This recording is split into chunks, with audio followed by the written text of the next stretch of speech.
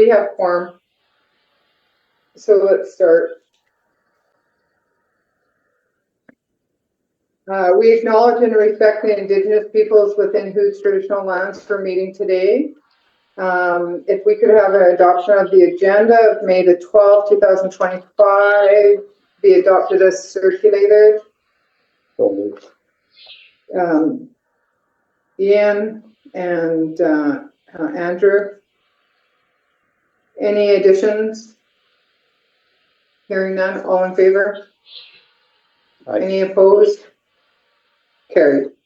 Okay, so receipt of the minutes. There's a couple of things. I don't know if anybody else has found anything, but there was a couple of things that needed to be corrected on there, and Joe's brought them. Alana, just for the notes, so the last minutes are from February 10th, and it's the declaration of the acclamation for the chair. It says Nelson for okay, Nelson and District calendar Recreation calendar. So okay, if you can just make a note to let Jenna know that those they need to be up. I'll get them to resend it. Okay, thanks. Can somebody resend it to Director Cunningham? The link. It is on the. I just asked him. Oh, okay. He can't get into the calendar of the RDCK. So I don't know if anybody is able to do that. Yeah, I can do it.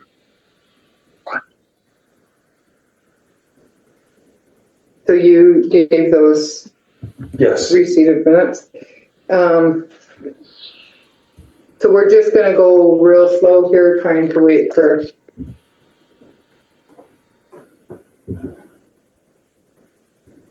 Actually, I'm going to phone him so he can listen, so we can continue on while he gets hooked up. Yes, no? Okay.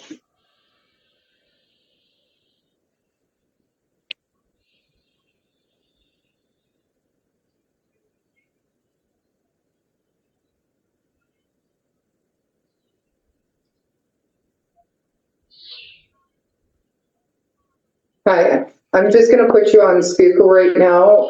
Joe's sending you the link so we can listen, and then once you're able to hook up, I can hang up. Okay, thanks. Okay, can you hear us? Can you hear us? Yes, I can hear you. Okay, that's good. Okay, go ahead. I don't. There's so we have a programming report. Tia. Through the chair. Hello, good evening, everybody. So I have an update for the winter 2025 programming season, which spans January through March.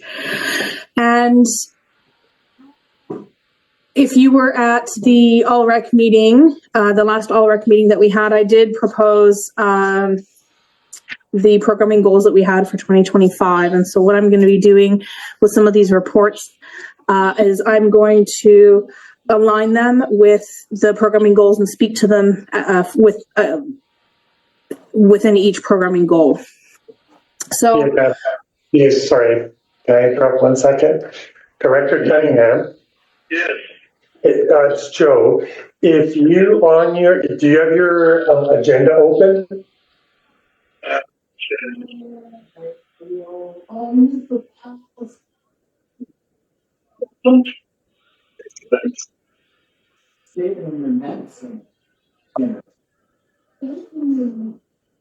In open meeting agenda, if you look just down below, it says join by video. Yeah. And just give it a second.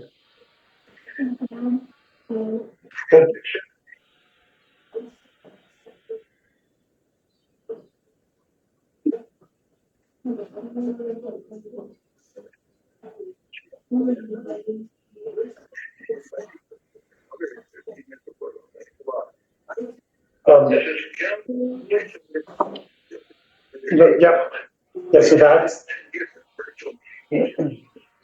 so, yeah, so so on the agenda, did you open up the agenda? Says someone doesn't want event, scheduled, yes, it says event. That's the one? So, no, so, not the actual meeting invite, but the actual agenda that you got by email. It is in the meeting invite as well. You'll see a number of documents in there. Oh, okay, yeah, I got a number of documents here. Sent at 5/9/2025, and it says confidential.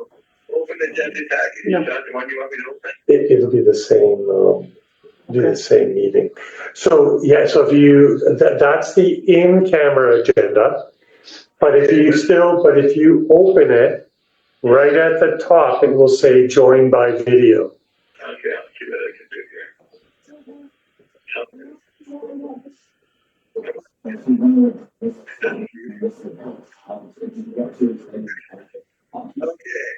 Okay. I know what it was then. I did. Anyway, yeah. Yeah.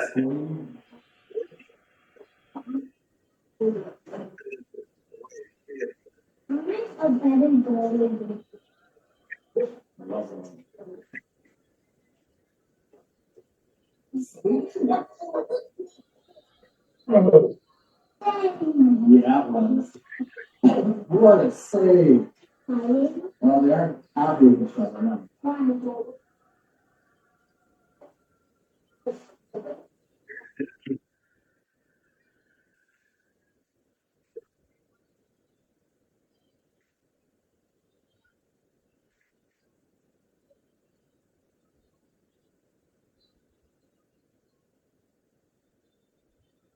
Yeah, sorry, I know all this technology. Yeah, Yeah, I don't know what's going on. time to get out of the steam operated computer. Link right in the Friday email. And So you're here, yes, so you're gonna, I know all that stuff. Thank God. Messages, Rec, today at 2:49, no, that's not it.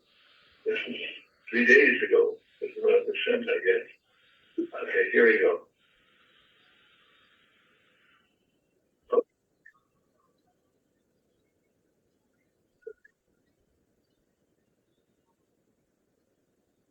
Two, us, high importance, two attachments, yes, agenda package, okay? Updated agenda package, I got that part. okay, when you open that, the very first page of that agenda package, yeah, if you just click on that link, Yeah.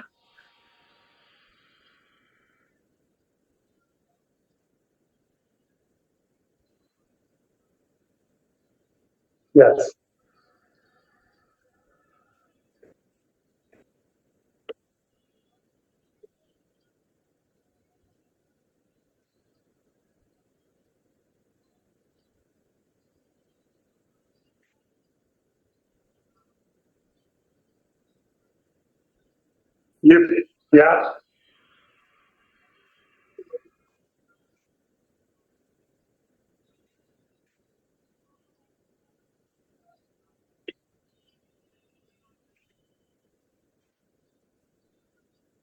Yeah, and you are connected.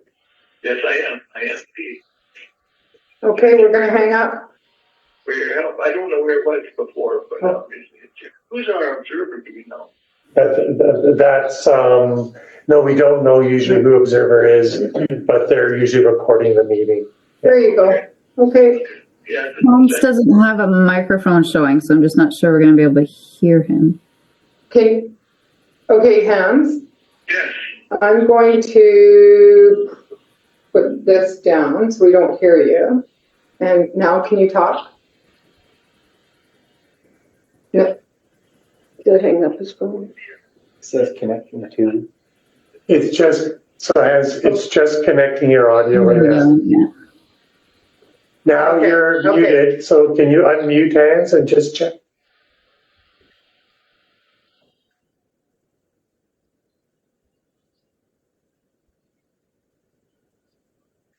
So unmute is just if you hover around the Yes, bottom. I am talking. What would you like me to say? There we go. Hanging Thank out. you. Yes, all good. Okay, I'll shut off my audio again and we'll go with the meeting. And Good to see you. Okay, I hung up. Hands. Okay, so thank you, everyone, for your patience. And Tia, can you start from the top? Through the chair, certainly I can start from the top. I was not much into it, so it's all good. Okay, so if any of you were at the All Rec meeting that we had at the end of March, I believe it was,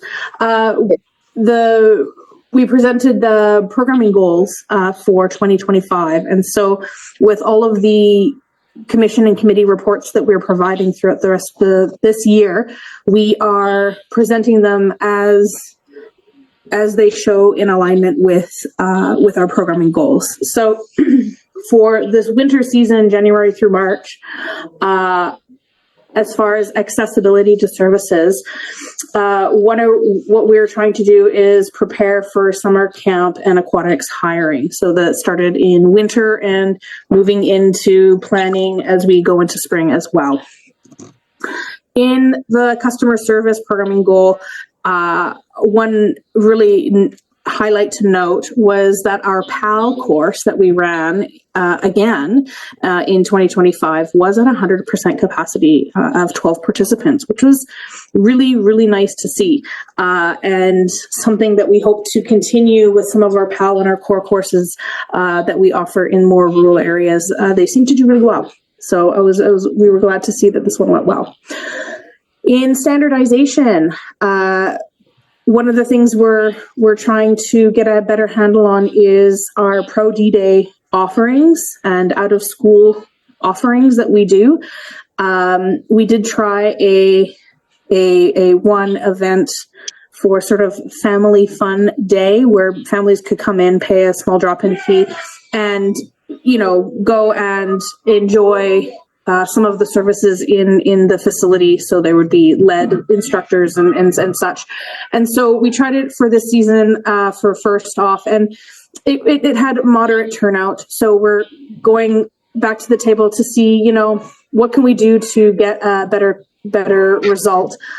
Some of it will obviously have to be in consideration with SVYCC and sort of what it is that they want to sort of what their mandate is and how they want to handle Pro D days as well, just so that we're not stepping on anybody's toes. So that might be a future conversation that we have to have.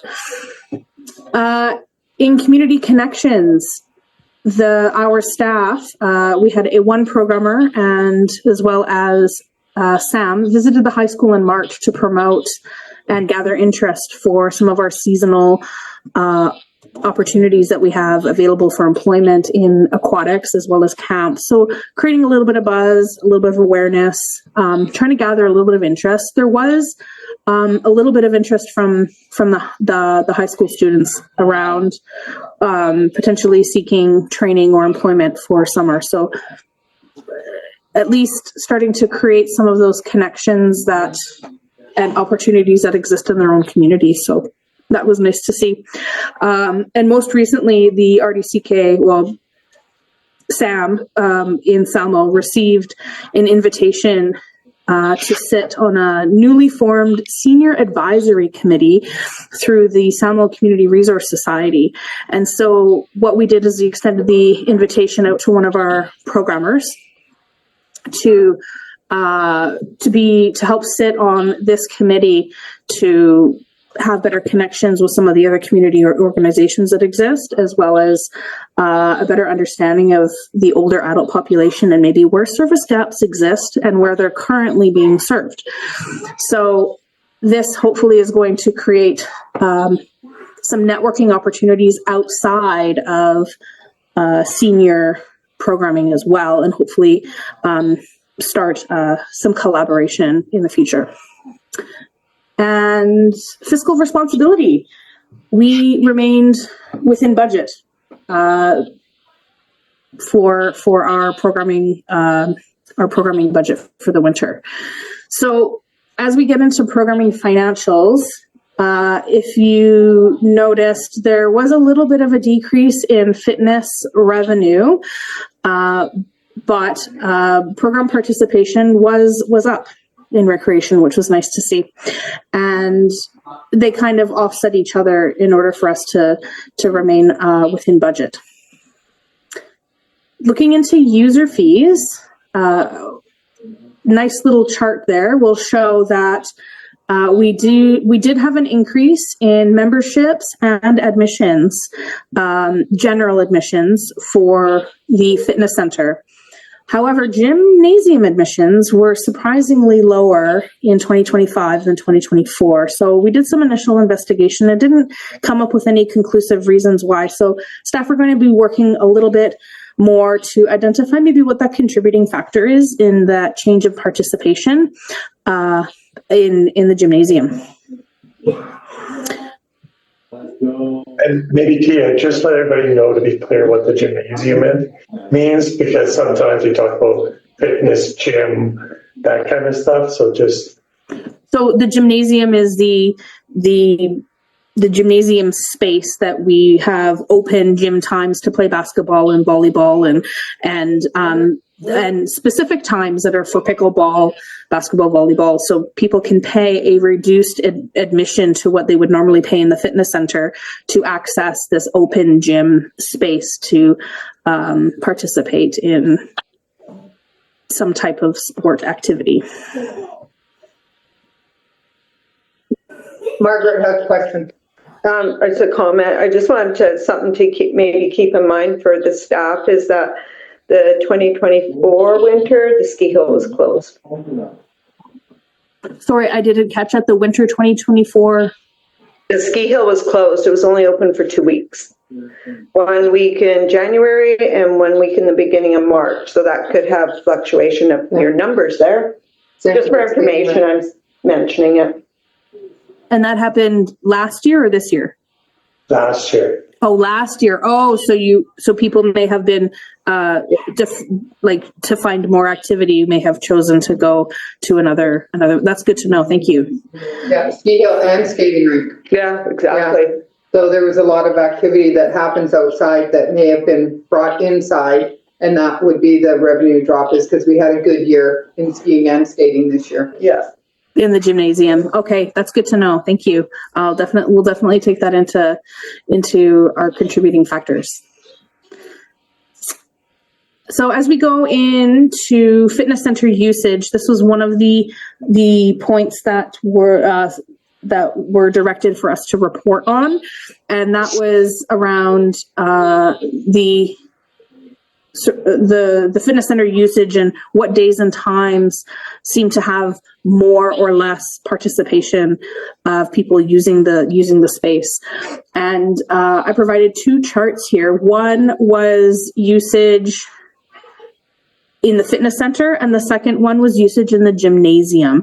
And so obviously you will see that they reflect the times that they're open, but you will see different spikes in times. And so basically Tuesdays and Thursdays in the fitness center between 4 and 6 are really the busiest.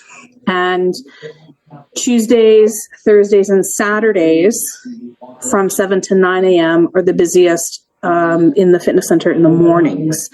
And so it looks to be Tuesdays and Thursdays in general are busier days than Mondays, Wednesdays, Fridays, which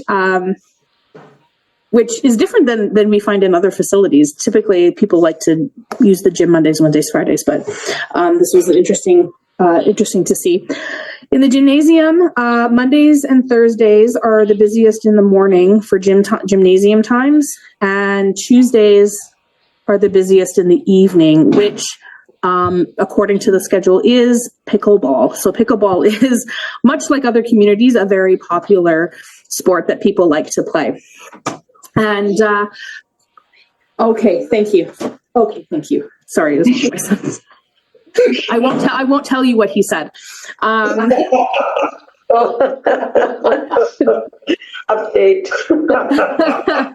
And okay, so one of the reasons I think that, because I wasn't at last meeting, one of the reasons that Joe had indicated was to talk a little bit about whether shifting times to accommodate the students would be more advantageous. Yeah, when you look at the fitness center and the daily usage, it really just spikes right at 4 o'clock when they open. And I, from what I understand is kids basically are just waiting around for the gym to open after school in order for them to use it. And so from a customer service standpoint, I don't know that we could probably be providing better service for a large group of people that want to use the service, as opposed to in the evening. If you notice, the numbers are a lot lower, that 7 to 8 o'clock range. And so, staff could put a recommendation forward in a future report to look at shifting, like if you don't want to impact budget, to add additional hours, would be to shift times, maybe to like that 3:30 until 7:30 as opposed to the 4 to 8 that is open currently. But we can do a little bit more of a comprehensive report, one that's designed more for recommendations. And considering that the school year is over in June, which is only about a month from now, we would maybe consider a change for fall or winter if the committee, your commission so requires, would prefer. Can I just hold you there? Because I know that one of our commissioners uses the fitness center and has children that uses the fitness center. So I want to just hear some comments, if possible. Because 3:30 would be great, but cutting hours in the evening would be difficult too for anybody that works trying to come home. I get home at 6:30. I change, I race straight over there, and I get 45 minutes. If they close, then there's going to be people leaving to get their memberships elsewhere. More than likely. Okay. It's difficult. The split schedule is tough to work with as it is. Cutting hours would be. So is there any way of, because of summer, and this is just me thinking outside the box, is for July and August, because I think the fitness center actually in the afternoon goes downwards, like from 3 to 4. Oh my God, actually. That's what Andrew's referring to, is that we're not open for the it's a split shift. Yeah. Right, but what I'm saying is like right now it's, I don't know what time. 4 to 8. 4 to 8. Okay, so if we went up in July, or not July, during the school season, September to June, if we went up to 3:30 and stayed at 8 for July and August, can we take an hour away so we can add? Is that making a little bit, so, because in the summertime, that I would think that the fitness center decreases because of it being nice, people being away, stuff like that, that I would think that the actual number of people that use it in July and August in the afternoon decreases. I don't know that because I don't know the actual hours of when it's open all the time, if that makes sense. Through the chair, the hours of operation for the fitness center are 6:30 a.m. to 10:30 a.m. And then there's a break until 4 o'clock when they open until 8 p.m. That's Monday through Thursday. Friday mornings are not open at all. Only in the afternoon on Fridays, and then Saturday mornings, 6:30 to 10:30 again. So they're very standard hours of operation. Like they don't vary too much throughout the week.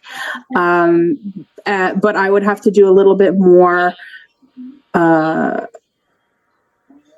research to find out sort of what participation looks like in the summer, but certainly if you were to take time off in the summer to compensate for fall, spring, and winter, you wouldn't have an equal balance of hours. July, August, that wouldn't balance enough to be able to compensate for the rest of the year. So you would have to look at an increased level of service. So, yeah, I think the one thing, so I think what Commission is trying not to do right now is tell us how to do it. But what they're looking for, if I understand correctly, is to keep with the same total number of hours that we are open. Mm-hmm. So for example, it could be that you select which days we're open 3. So I think what I'm hearing is, Andrew, 3:30 seems that start time would work, but it's important to maintain it to 8 o'clock at night. That's what So if we somehow find out what that balance is, so maybe it's 3:30 to 8, Monday, Wednesday, Thursday, just for example. Because Friday we're not open in the evening, that's correct? No, it's the other way around. Oh, we're not open in the morning. Sorry, so then I could have done Monday, Wednesday, Friday. Yeah. but it could be something like that, where it's just those maybe 3 days a week. It's open earlier, so that means an hour and a half. And then we try and figure out what the MSA is, look at the whole year, and maybe we can figure out how we find that savings. Yeah, through the chair, we definitely able to look at some of the different options that we could present that would be creative to be able to accommodate that. But looking at the data, and I will say that the information that I did provide wasn't just January through March of this year. This was January 2024 to March of 2025. So this was an entire year plus 3 months, just to get a really good understanding of what the average usage was over a year and a bit. And so it does look Tuesdays and Thursdays to be the more popular days. So perhaps even instead of a Monday, Wednesday, Friday, it could be a Tuesday, Thursday that you do instead. Yeah. Sorry, and I was just using Monday, Wednesday, Friday. Oh, yeah. Okay. That's just old Joe. Monday, Wednesday, Friday is the first thing that comes to me. But that's what I was trying to figure out is there some way of saving some hours to bring them into those winter, spring, like the fall, winter, and spring, to accommodate the people that are indoors, wants to continue that fitness, where, and maybe it's from 6 to 8 in July and August. Maybe it's something like that. I don't know. But something, as Joe had said, is to try and figure out something that would. Definitely. We could put some recommendations forward in a report for the commission to take a look at. The next meeting is in September, so I don't know how we would want to do this if just we make a decision in September and then make that change responsively to whether responsively to in October or something like that, or if we want to start the school year that way, or if we want to wait till January. Yeah, how long? Because you could call. So just so the chair can always call a meeting. So for example, when you're talking to your team, if you feel like, hey, it's good, with everything else that we have to do, it's going to take this amount of time. But we think that if we were to call a meeting in a certain week in July or something like that, I don't know if you have a strategic point that you're going to want to hit for September 1st. I'll leave that with you to talk to the chair about. And if you feel like you can do that, but remember that you can always talk to the chair and say, hey, we can have something for here. It's really important that the meeting happens before this date, because I would expect that some advertising and that kind of stuff you'll want to do. And then you can do that. So just know that through Tricia, you always have that ability, right? And even if it's just one item on an agenda, that's perfectly fine, especially for something that might be as strategic as this. Fantastic. Thank you. Yeah, September 8th is only a few days into school. So, it would work if we did it in August, if it works for you. Okay. Through the chair, yes. I would even suggest probably closer into July as we get into our program guide promotions, but we can make adjustments in August if that month would work better for. Yeah, we'll talk all that stuff off. Okay. Through the chair. So I'll just keep going. If anyone has any questions about some of the average daily activity, anything else before we move on? Okay. So next steps in timeline, just some of the highlights. Obviously, we're continuing our hiring practices for aquatics and camps. We're going to investigate and provide a recommendation of hours for the fitness center to provide a better customer service and adjust schedules. We will start to engage in the senior advisory committee, continue to work on our data collection practices and maintain efficient program delivery. We're trying to keep on budget as best we can for this coming year. Anybody have any questions? No. Oh, there it is. I was gonna say, I'm stuffed up. Anybody have any questions? One of the camps, can it be a shooting thing at the gun range if there's so many people taking the PAL? Sorry, the PAL? So there's people there. We've had 2 camps doing the PAL, right? The PAL course, the gun course. Not camps, just recreation programs, mainly adults.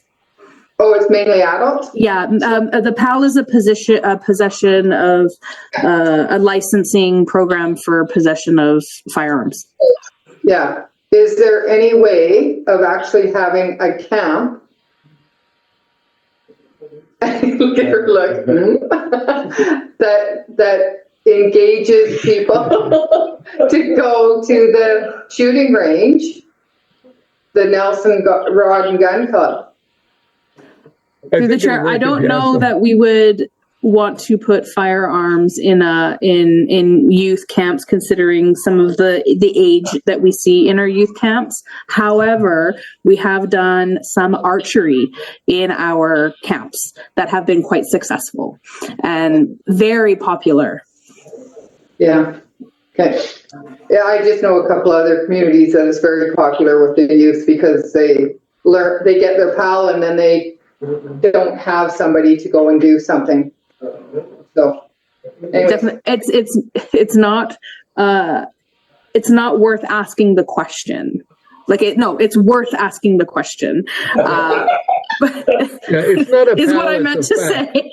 Okay, a firearms acquisition certificate that you get after you take the adults course. The PAL is a different thing entirely. Yeah, anyway. So the core, you could put the core course together, which allows a certification for you to be able to, a license to be able to hunt. The PAL is something a little bit different that maybe adults are more apt to take. And I believe you have to be an adult in order to take your PAL. Oh, indeed. Thanks, Hans. But the core course is designed for children 12 and up. So. All righty.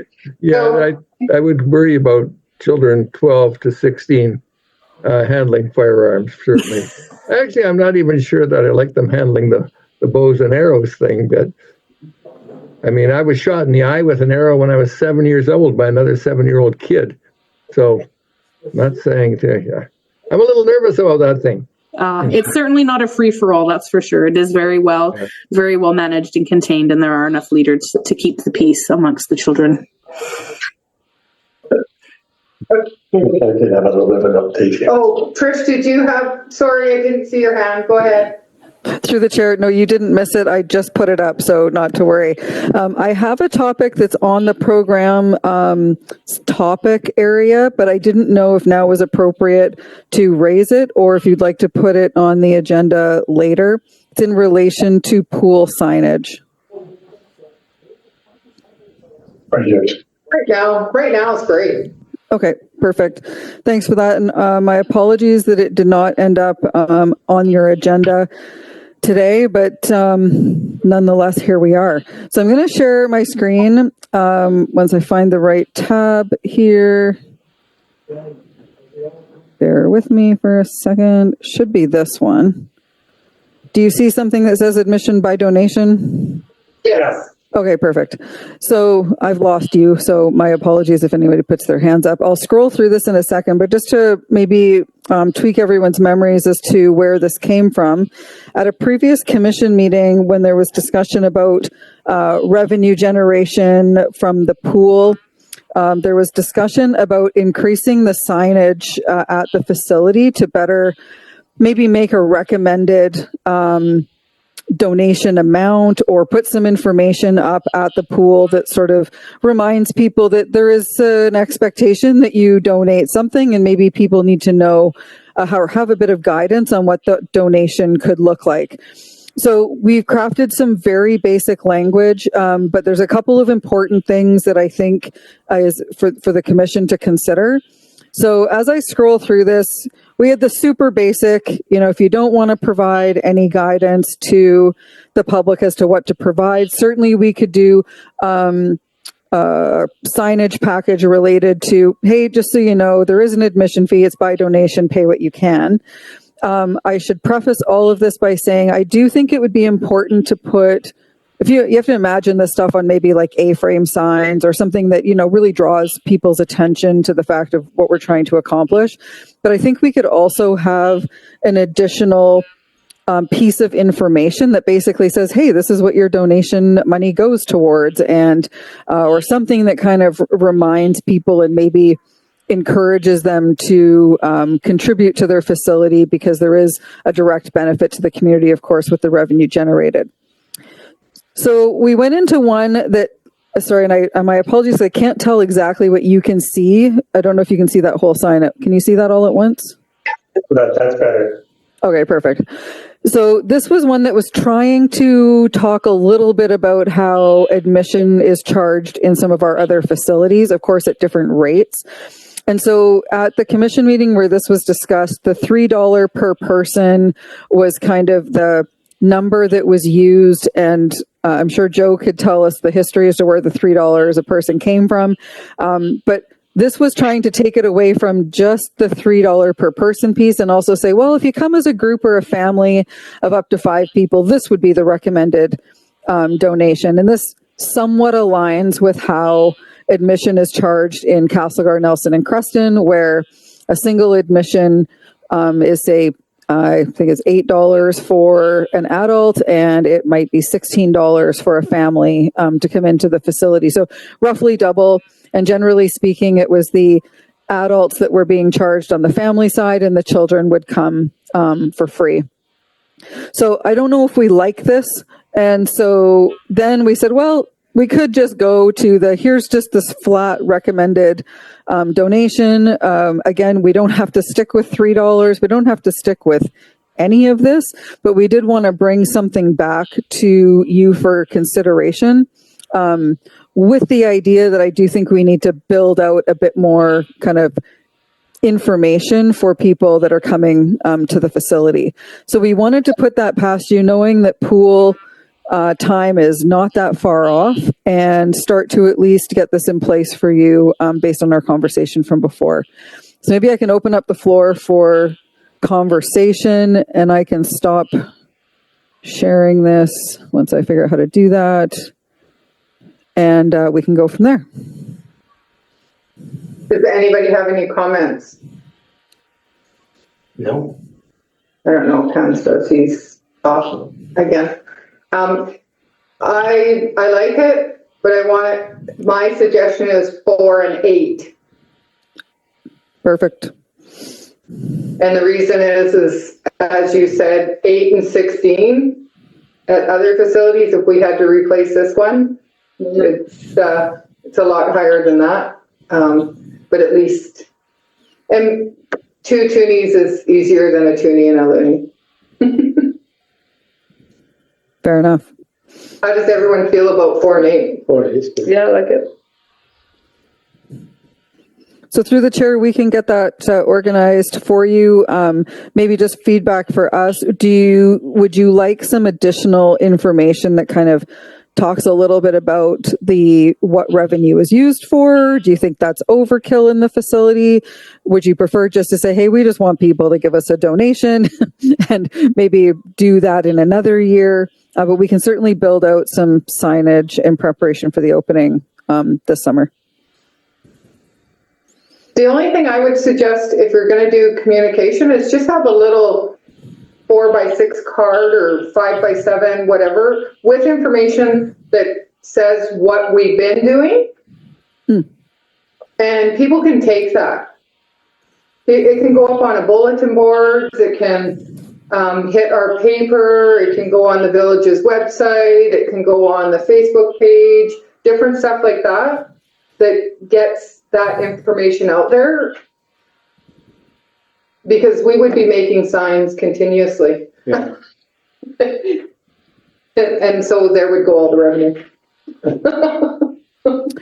Yeah, through the chair, why don't you leave that with me and I can talk to our communications staff person, Sarah, about that and see what we can come up with. And if we do get that far and that makes sense, and we'll certainly at least at minimum email the commission so that you have a chance to see it before we actually put it up. But we can definitely proceed with the admission by donation signage and get that ready for pool opening. Excellent. Thank you so much. Apologies it wasn't on your agenda. That's perfectly fine. Great slide-in. Hans, I don't know if you had any information on that because you went blank there for a few minutes for questions. You're muted. No. Okay, thank you. Okay, so we'll go with the commission report dated May 12, 2025 from Tia and Trish, regional programmer, been received. Andrew? Margaret? Any other questions for anybody? All in favor? Opposed? Carried. Okay, we're on to efficiencies between the Salmo and electoral area G. I think that's Joe. You're up. Just want to make sure I know what's on the agenda. Okay, so just a note that 6.2 is not listed on your agenda, but there is a recommendation. It is. Is it? I don't think so. That's not. It says the commission report. Oh, it is a report. But the actual recommendation isn't on the agenda. So there's a recommendation in the commission report. So what this is, the commission asked, so at the moment, there's a current state. So the current state is that we have two establishment services that essentially provide all the recreational services that the regional district does directly. So, but there's actually 3 major bylaws. So I just want to go through those to make sure you know what we're dealing with and the one that we're not. So the first one is Salmo and Electoral Area G, which is Rec number 7, Recreational Program Bylaw number 784. And its amendments here too. So it has been amended. I didn't list them all out, but it has been amended. So in the report, that's referenced as S230 moving forward. The other one is the Village of Salmo and Electoral Area G Swimming Pool Financial Aid Local Service Area Bylaw number 1135. And that's S225. What's interesting is there actually hasn't been an amendment to that. So that's interesting. the third major recreational bylaw is the Salmo Valley Youth and Community Center Society Financial Contribution Service Establishment Bylaw, and that's the newest one. That was, actually, it's not the newest one. There's an amending bylaw to 784 that was done in 2014, but this is the newest new bylaw, which was 2007. And that's S218. So that provides a contribution to Salmo Valley Youth and Community Center Society to operate that building. So no, this report doesn't deal with that. Okay? But I still believe that once commission decides if it wants to change the establishment bylaw, the other two, once that's done, I probably won't be around, but we do need to sit down with Salmo Valley Youth and Community Society. The fundamental reason why is that I think they're still stepping on toes, and I don't mean that in a bad way. It's just two different groups trying to deliver to the same audience. Creates confusion in the system, and so we have to get that cleaned up. Yeah. And that can either help create efficiencies for us if they're clearly going to do it. Yeah. But if they're not, then we need to do it and really market it well to get that building hopping. Because as we know, so what gets hidden is that we know what the asset management issues with the pool are. Now we have courts as well that we're going to have to put into that mix. What we don't know so well is the youth and community center. So like that's going to be a conversation with Village of Salmo staff, regional district staff, and SVYCC staff. Because I do believe that these are critical pieces for this area to continue to provide that recreational service. And I truly believe that that building is underutilized. And we know, like, for example, we still have to investigate this, but we've received our request kind of through a winding grapevine of communication that we may need to step in to provide skateboarding service in the skateboard bowl inside that facility, because they may not be able to get insurance for it. So those are the kinds of things where we need to start finding some efficiencies. So I've been with the district since 1994, but Hans has been here a lot longer. So Hans, please take yourself off mute. And if you think that I say anything wrong, please interrupt. Thanks. Joe, you never signed anything wrong. And by the way, I found mute and got everything working. Some dummy who has an iPad on the right and an ordinary machine on the left tries to use his finger on this one instead of this thing called a mouse. When I got back to thinking about mice, it all worked out. And I apologize for the slight disappearance. I heard everything that was said, but you probably didn't want to watch me shoving some food into my mouth, so I just shut off the picture for a couple of seconds. Okay, but just please speak up. Go ahead, Joe. Sorry about that. So the following table at the bottom is sorry.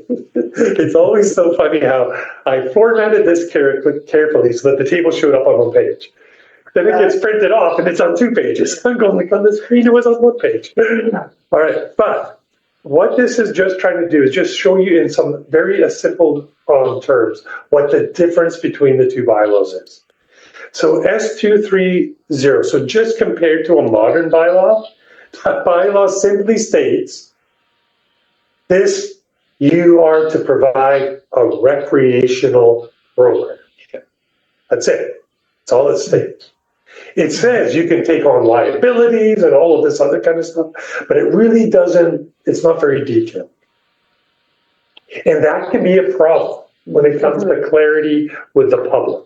And so our bylaws now that we write tend to be a lot more robust.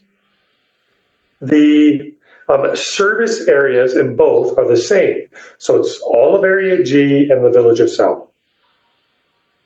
But the method of requisition is different, but the same. So the part that's the same is that the method of requisition is property and improvements. So your basic structure of local government taxation. So that's the same. What's different is how that gets calculated.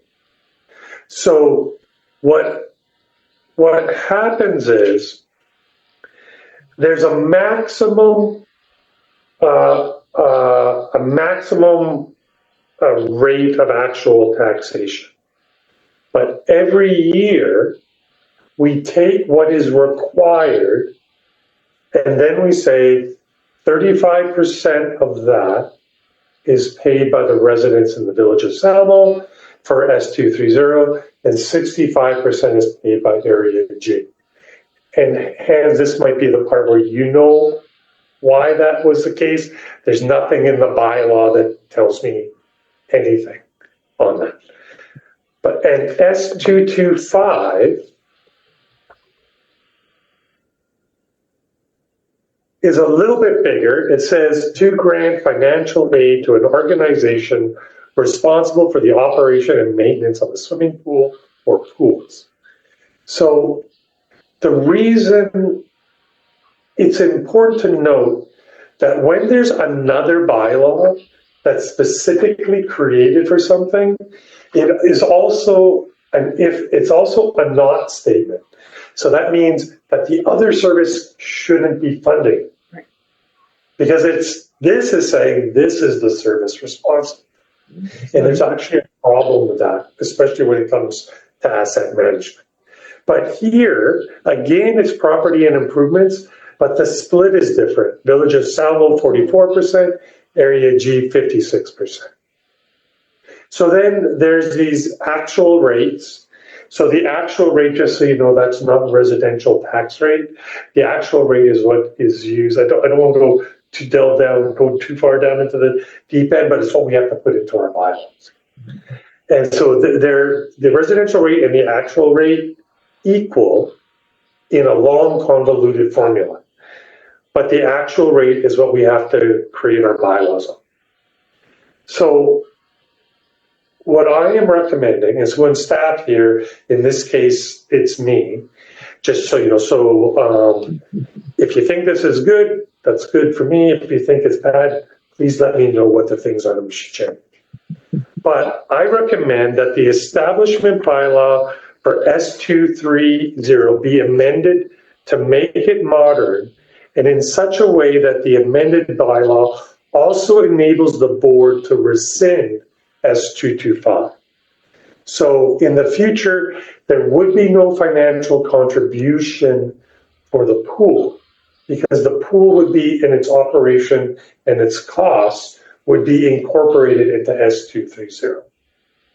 And the province has done this before, and with the regional district. And in Hans, I don't know if you can remember, but in Castlegar, we had that a lot of confusion right around 2006, 2007. So in that service area, there were actually 4 different bylaws, and we got them down to 2. So there was an aquatic service, and funny enough, that still exists because the aquatic service did not have the same taxpayers as the other 3 bylaws. That doesn't exist in this case. In that case, we combined regional parks,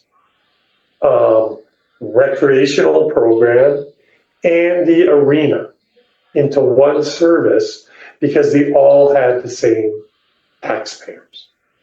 Mm-hmm. So we did that and created one bylaw for it. And that just helps clarify things. I think if we were to do it again, Craig would probably say we should have probably kept regional parks out of it. That would have made it more more simple, but that's the way it is right now. Joe, the Yes, thing I'm thinking about is at the present time, technically the pool is operated by a society. And as such, we're eligible for money from the trust for improvements. If we change it and put it all under our rec commission, then we will no longer be eligible for trust money, I believe. Could you elucidate on that, please? yeah. So we haven't, so the pool hasn't operated under the society since 2018. So this will be the year 7 that it hasn't. But what has happened, what I think where the difference is, there's nothing saying that you don't have a society that fundraises for capital projects. Friends of the pool. So Friends of the Pool. So, and I think that actually makes it more clear. Like that's something that we haven't picked up yet because there has been discussion that somehow we need to get a group that's willing to do that. That's right. We need a group that we can go to the trust and say, trust, listen, how about 80% of the new pumps or the whatever we have to do? And Yes. trust has been good in helping us that way. Didn't he just give us 155,000 or something for the last? And they gave that to the regional district. Yeah. They gave that to the regional district, and that was because as staff, we've had a good line of communication with our community representatives of the trust. So, and I know, and hands and through the commission, I know they are still willing. Yeah. We just have to present a plan. Mhm. That's good. I don't mind if it's the present. I'm sorry, didn't mean to interrupt. I don't mind if it's the present commission or a new commission or the Friends of the Pool or anything, as long as we do have some organization that can raise money. Okay, yes, rather than be through taxation, because we can't go to the trust for tax something, but then we match with taxation usually. No, absolutely. And just so you know, like right now, we're working with the community, the South Slocan community. So that's the community right around the Dam Inn there. And they are fundraising right now for for what is now a regional park, but they're fundraising for improvements in that regional park. So we do have these pieces that intertwine, and we're getting better. And Trish has been doing a lot of work on trying to make it more clear to groups that want to work with us how they can do it, and working with our finance department to make it easy for groups to do that work. So we are, as easy as it can be and still be accountable. So what I'm suggesting is that we would add some language. And the language in these bullet points is actually stuff language that we could put right into the bylaw. I'm just trying to, I didn't want to put this into the form of a bylaw because what the province likes as a bylaw has changed even in the last 5 years. But these are the kinds of things that would be the powers. To own, lease, operate, or provide ongoing funding for facilities listed in Schedule B of this bylaw. And I want to talk to you about what those might be, because I think that's very important, because just as important as it is to tell the public what it is we're funding, it's also to tell the public that they're protected from us just adding things. Right. And that's important. And the reason is that we never know what the next facility that's going to come knocking is going to be. And we need to be able to tell those groups that if there's something new that's not currently contemplated for us to be funding, that there's a process to do it so that it's not just done. I think we need to provide some assurance there. So also has the power to acquire or develop new community facilities and amenities for recreational and leisure purposes, including but not limited to the acquisition, construction, renovation, or expansion of facilities such as swimming pools, gymnasiums, outdoor sports, and fitness areas, subject to the requirements of section 2 below. And there is a part that we're going to go to. And so that's that piece that's going to connect what we're doing. So I'm trying to describe that a little bit there, give a hint of what will be in Schedule B, and say that anything outside of this, you have to go through a process to do. Okay. To acquire. Before you go on with that one, because the gymnasium is part of the youth center, why would gymnasium be in that? The reason I put it there was that specifically, because right now we run programs in that gymnasium. Mm-hmm. So we could say gymnasium programs if we feel more comfortable with that. But I thought the gymnasium's actually incredibly important. Oh, I know. Like it should be when you walk. Sorry, I'm trying to give you my vision for what that could be. But you should walk through that door and be able to go pay your admission, go use the gymnasium, go use the fitness center. If the pool was a little bit closer, it might even be that you could go use the pool in the summertime. But that's the kind of concept we have to try to develop. That's the kind of thing that we have seen has driven usage higher in the big centers. Because we have some good knowledge of how that can work. So that's why I said gymnasium, because it seems like it's already critical to our operation. Okay. To acquire all such real property easements, right-of-ways, licenses, rights as authorities as may be requisite or desirable for or in connection with the construction, renovation, expansion of community and recreational facilities within the service area. So this just says that you have the power. It doesn't mean you can just do it, but it means you have the power to do it. The bylaw enables you to do it. In the previous bylaw, it just says that you're able to take on liabilities. This is a lot more specific, but I think it gives people a better idea of what that means. What liabilities are? To the acquisition of property authorized by this bylaw shall include, but is not limited to, acquisition of an interest in properties owned by the Village of Salmo to facilitate the construction, renovation, or expansion of community recreational facilities. We usually specifically mention the municipality because in some cases the actual major asset, like the pool is a major asset, but SPYC is even a more major asset. That's actually owned by the Village of Sound. So it's really important to show that connection to that local government. To provide recreational and leisure programming services. So that's kind of that piece that is in to provide recreational programs.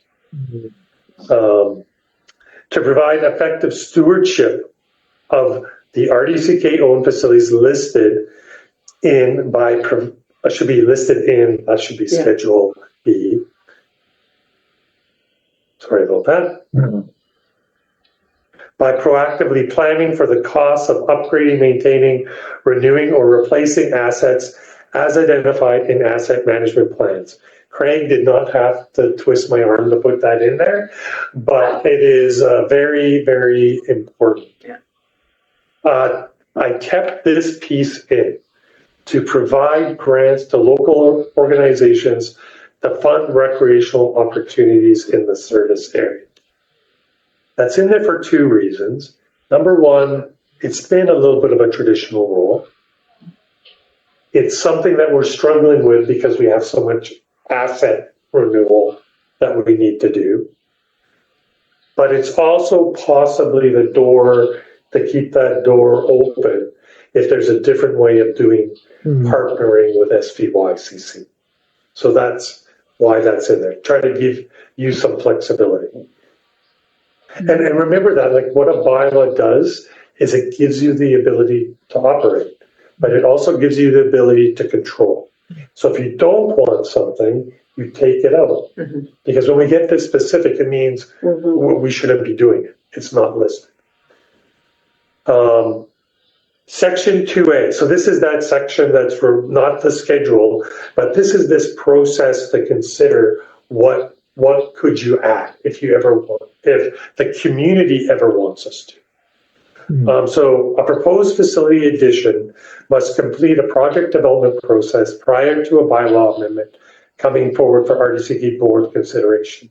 That includes but is not limited to a feasibility study, proof of community engagement, strategic and tactical planning, and utilizing asset acquisition screening tools.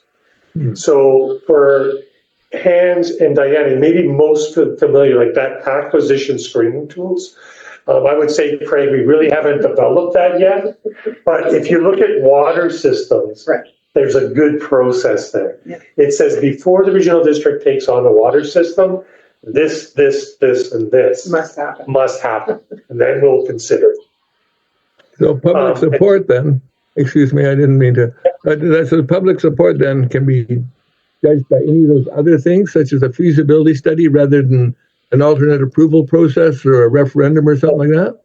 Yeah, through the hands. It doesn't necessarily, this doesn't delve into what the voter assent requirements are, because that's contained in the community charter and the municipal act. So we don't go there. So all of those restrictions still apply. But it's just even before you would consider doing those things, that you'd want this kind of work done. So you'd want to know before going to AAP or a referendum that the community has been engaged and at least somehow has shown some level of support for doing it. So then it would be one of the primary pieces, and this is the big piece.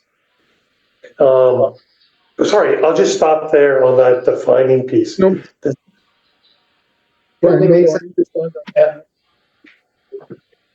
And I don't know why, but we can't Because hear when you you. turn your head, Hans, we can't hear you, so don't turn your head. I'm looking at this screen and I'm talking to this one. My apologies. Okay. I mean, my screens are reversed. Usually, of course, I talk to this one and look there. Okay. So, excuse me. Looking at the agenda, Can't hear you. okay, coming back. Sorry, can you hear me now? Yes. Good. Okay, it says redefine how the service is funded by, is that the section we're going to do next? Yes, I just want to know if there were any questions to the top section. No, I think you've explained it quite well, and I understand it, and I also understand that it does not, the suggestion supported does not replace the sections in the charter or the other, so we still need to get approval, yes, through the normal way, either an AAP or a referendum. Thank you. Yeah. So the next section is redefine how the service is funded. So from staff perspective, and I'm saying this is my perspective, and in some ways the commission can have input here, but this might be something that's more of a council and Director Cunningham discussion. So your input right now is really important, and maybe how you want to consider this part. But I would suggest that removing the provision for apportioning the cost between the Village of Salmo and Area G. This will make communication on the impact of taxation for recreational services more transparent. So for example, we could say, this is the cost to any resident that lives in this service area. It is this amount. The other, and I didn't put this down, but the other problem with creating an apportioning, and you're probably the only one. I should have went and had dinner with Randy tonight, and maybe I would have found this answer out. But, It's okay. I suspect that sometimes it's based on population, sometimes maybe it's based upon something else. But if you look, you can see that if that was the case, then the population has changed and we never changed how it was apportioned.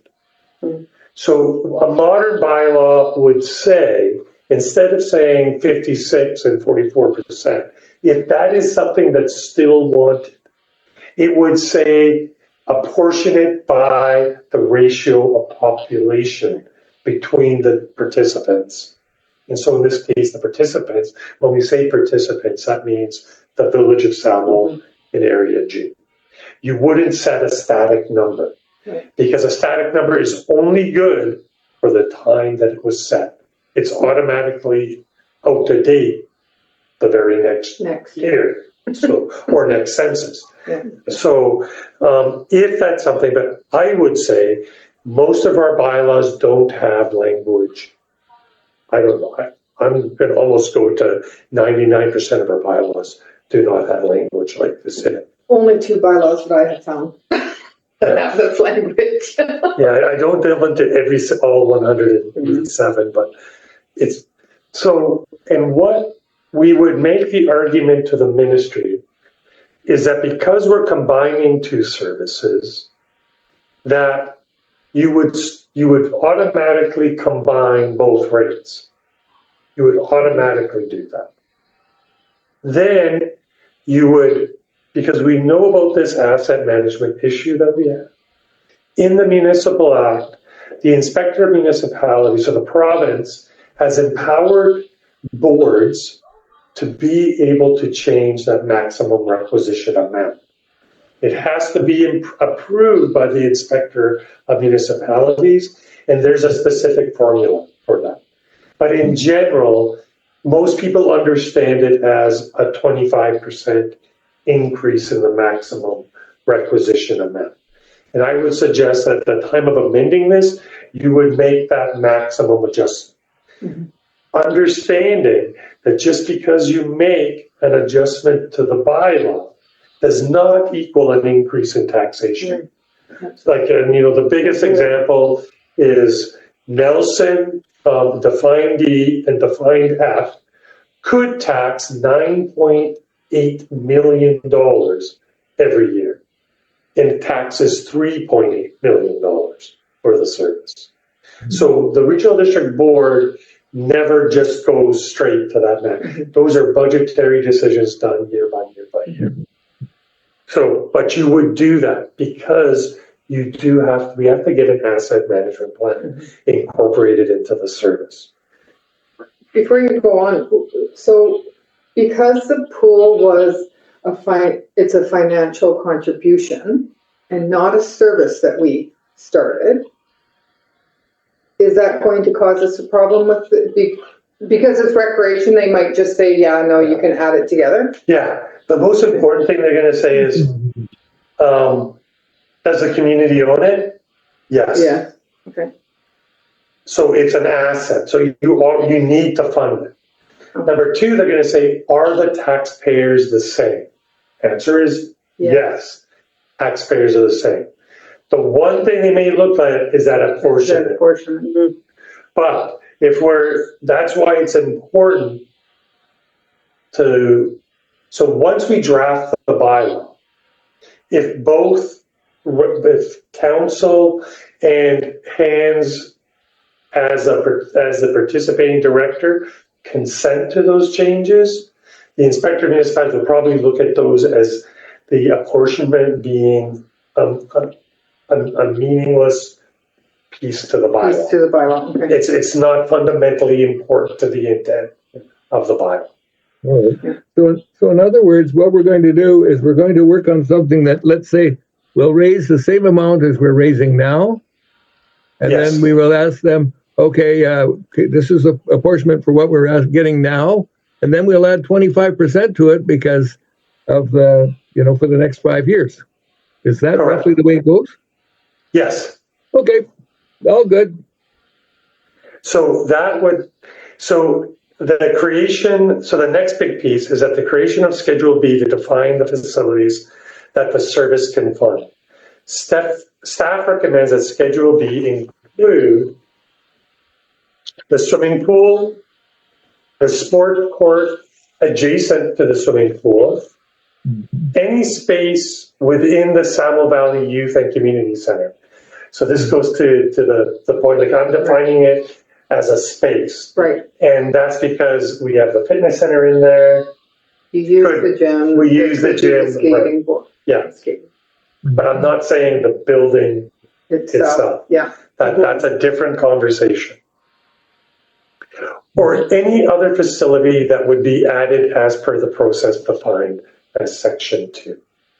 So that would be a future thing. We wouldn't list it here, but this is the time to let me know if with those 3 fundamental pieces, and Craig and Tricia, because being very bad at what I preach to do, which is to get everybody in the room, I didn't have time to do that. But if you think there's something fundamentally that I'm missing there, now you can tell me now, but you can also tell me later. Because as we're developing the actual drafting of the bylaw, there's that time. So just know that that's what the intent of Schedule B is. My question, Joe, is what if we want to use school district facilities, such as the gyms in the 2 high schools? So we have the ability to lease any space as long as it's within the mandate of the program, lease or rent. We can Very do that. good. Just wanted to make sure. Thank you. but it wouldn't need to be in this bylaw. Yeah, well, we have that power. It's one of the very first powers. Yeah. So, what we're trying to, the problem or opportunity description, and I don't know if I do this well, but the service has changed. With the addition of directly managing the swimming pool operation, and before that, the continuous operation of a fitness center changed the original definition of how the service operated. Yeah. And so we should have done this the moment that we took on that fitness center, we should have done this. Yeah. Because I think that whole thing caused nothing but problems over the years. Yeah. Well, because So, and I'm not saying that the fitness center is a problem, it's just that change in, that fundamental change in how that worked just created a lot of crunchiness over the We years. saw that then. Yeah. We knew. So the intent of the bylaw is to define the service as it currently is, funding and defining processes that guide how the service could consider the addition of new recreational facility and service mandate. So we're trying to accomplish both of those things. Mm-hmm. So then this always asks, how does this align to the RDCK strategic plan? So the new service bylaw will emphasize the need to manage our assets and deliver service in a fiscally responsible manner. That's actually part of our strategic plan. Reducing operational costs. Now, this may not come right away, but by getting both things in together, I think it enables the conversation to be more clear. Mm-hmm. And so that should allow better conversation. Develop relationships and partnerships. That's the part for the now. That relationship and partnership might be with a fundraising arm for us, but the relationship and partnership that I'm really speaking about in there is with SVY CC, because I really believe that that's where we can reduce operational costs, and understanding that reducing operational costs in an operation that most of it is purely an expense-based exercise. So most of the regional district is an expense-based exercise, except for the two biggest services in the regional district: resource recovery and recreation. Reducing operational costs to us can also mean increasing revenues, right? Yeah. So making better use of a space that generate more revenues reduces our net operational costs. Unfortunately, when we get these things in these strategic documents in local government, they often only ever see it from the point of view of the fact that everything is tax, pure expense, tax, pure expense. No revenue, the only revenue being requisition, where we have two sources of revenue that we're always trying to balance. So the legislative consideration is that the inspector of municipalities will have input on how this process of amending and rescinding establishment bylaws will proceed.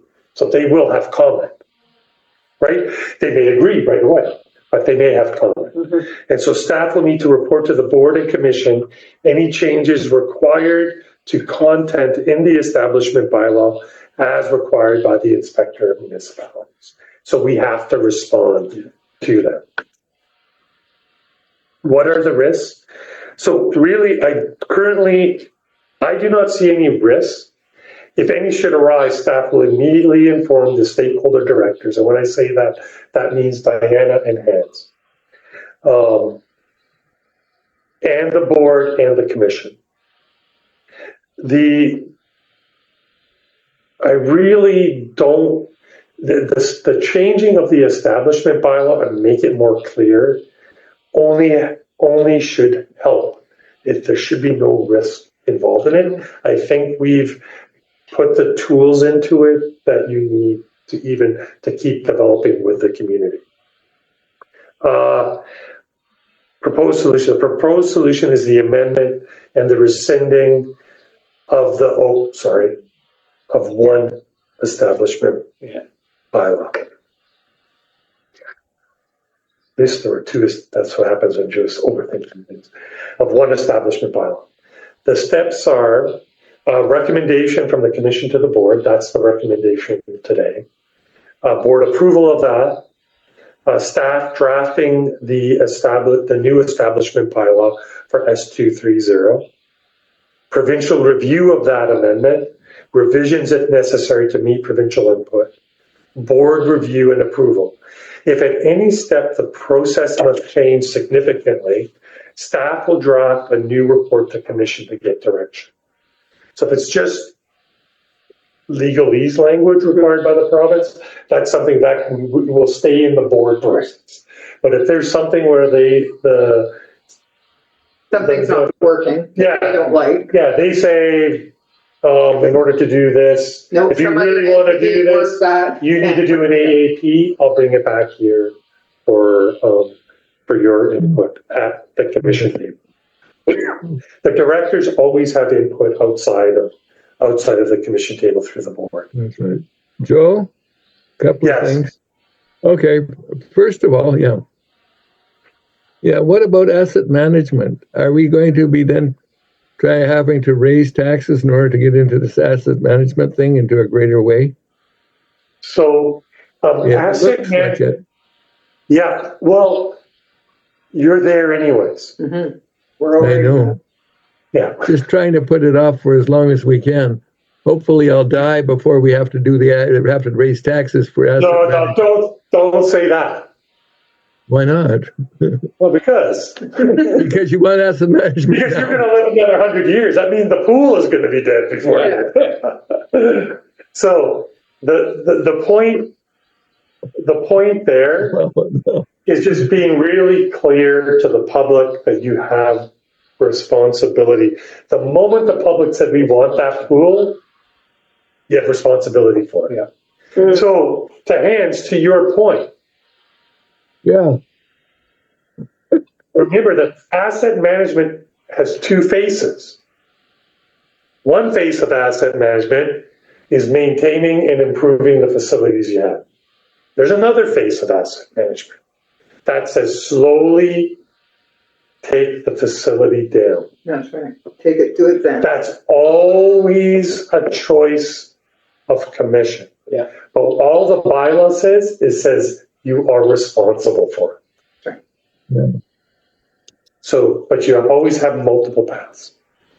So, the financial consideration of the proposed solution. I really want to, amending the bylaw is important to financially to fund asset management of the public swimming pool. As per previous asset management reports, the pool will require investment to ensure its long-term viability. The amended bylaw defines this responsibility. Currently, the present bylaws do not allow the service to be funded to to plan for the asset management of facilities like the That's right. The bylaw will allow the commission to fund proposed asset management projects, set up reserves, and if required, borrow to fund the required capital work. So I'm not talking about borrowing right now. No. But I think this bylaw makes it much more clear that you have a number of different tools in order to do it. That's why when we got the money from CBC, we had to tax to do the rec because we couldn't pull from any reserve. Correct. Okay, Joe, we're looking at it. All the fives are for the alternate method that you're I'm talking about? sorry, you've got that problem where the moment you turn away, we can't hear you. Okay, I'm sorry. Yes, I keep looking at what the alternative projects are, and then of course I turn away. Apologies. All the number fives. Those are all the alternative solutions, pros and cons thing. So if we don't want to use it, go alternative. We don't need to look at fives. We don't need to adopt it. Yeah, I would suggest that the alternative is poor, but I wanted to make just one more piece is to remember that just because, this will impact corporate services staff and myself primarily, and Tricia and Craig will be the ones tasked with doing this. But the most significant impact will be on the RDC, how the CK can communicate to the local community. The yearly budget, if it's one budget, should be more transparent. Right. Okay. That's where the most questions came in the last few years is people trying to understand the two different budgets and how we talk about recreation as one, but we have these two, actually three bylaws that are very convoluted and Okay. I'm sorry. I didn't mean to interrupt. My question is, what about implementation? Length of time? Will it be done for next taxation year or not? That's what I'm sorry. So the timeline's not completely in my control. So the way that this will work, you'll make the recommendation. I know that I have a spot reserved for a part of this discussion, but it could be that recommendation doesn't hit the board until June. But the hope is that if the inspector of municipalities says, no, this is a logical progression, that the bylaw would be adopted sometime in the fall so that you could then be doing your 2026 budget with the new bylaw. That would be the best case scenario, but I haven't had a chance to talk to corporate admins about that. Thank you. Hoping. Okay. So now what do we need to do? Is it this point where we move a motion if we wanted to go ahead with it, or do you want to discuss more? Can I just make one point about the alternative? Yeah. So the other way of doing it is just to forget making any changes to the bylaw and increase both bylaws by 25%. But here's the problem. The problem is that the pool can tax so little, because taxation is almost half of that of the rec service, that you actually need to combine those in order to create enough potential funding to maintain the long-term viability of that pool. So you really do need to combine it. So to Hans' point, you really should not consider the simple way, and that's what that alternative solution is. It's not going to get you to the right place just because of where the bylaws are starting from. So the recommendation is 8.0, and Alana, sorry that's not on the agenda, but it is the recommendation that's in the report if the commission moves and then votes for it. Okay, but you have option one. Oh, Goodness gracious. Both options once to see what happens. The second one on the page is option 2. Somehow I figured that out. Okay, now, so there you go. Would anybody like to put that motion on the table or have any discussion? Does everybody have any questions about all of that well-explained messy bylaws and how we correct them? I'd like to move that we accept the proposal and forget about the alternate solutions.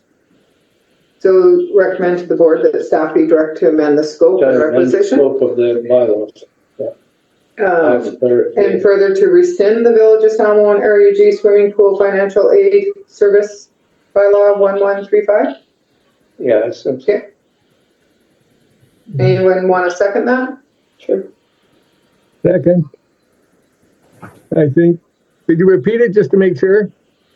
Yes, that recommend to the board that staff be directed to amend the scope and requisition of the Salmo Electoral Area G Rec Commission number 7 Recreational Program Bylaw number 784 1990, and further to rescind the Village of Salmo Electoral Area G Swimming Pool Financial Aid Local Service Area Bylaw number 1135 1995. It's been moved and seconded. Any more discussion on that? Joe, yeah, one question. Joe, how's that different from, Can't hear you. sorry, how is that different from recommendation number 8? That is recommendation number 8. Oh, is that the same as option 1? Correct. Correct. The top option 1, not the second option 1. Yeah. Okay. All right. I just wanted to confirm that's what we're doing. Thank you. Okay.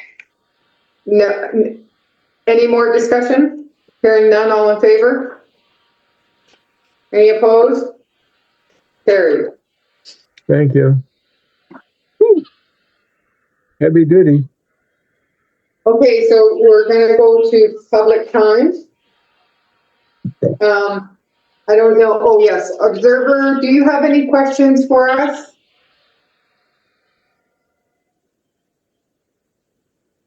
I'd just like to say thank you for giving us the opportunity to start a little bit later and get as many commissioners here. No questions from the public. We're going to close the meeting. Thank you, Observer. So we're going to close the meeting in the opinion of the board in accordance to section 90 of the community charter. The public interest so requires that persons with other directors, alternate directors, delegations, and staff be excluded from the meeting. Oh, and further, in accordance with section 90 of the community charter, the meeting is to be closed on the basis identified as the following sections. 91E. Anybody want to move that? Ian? So Andrew? All in favor? Yeah. Any opposed? Carried. So we'll... We just, Alana. So we need to, if observer can't leave, you need to, put them in the waiting room. Yeah,